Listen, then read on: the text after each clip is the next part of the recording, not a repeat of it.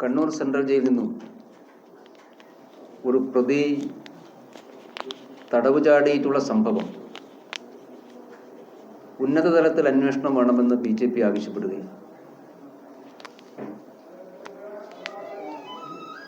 കേരളത്തിലെ ജയിലുകളെ സംബന്ധിച്ച് കഴിഞ്ഞ കുറേ കാലമായി ഉയർന്നു വരുന്ന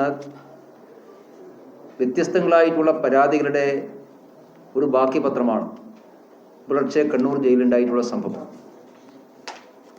ഒരു പെൺകുട്ടിയെ ബലാത്സംഗം ചെയ്ത് കൊലപ്പെടുത്തിയ കേസിൽ ശിക്ഷിക്കപ്പെട്ട് ജയിലിൽ കഴിയുന്ന ഗോവിന്ദചാമി സ്വന്തം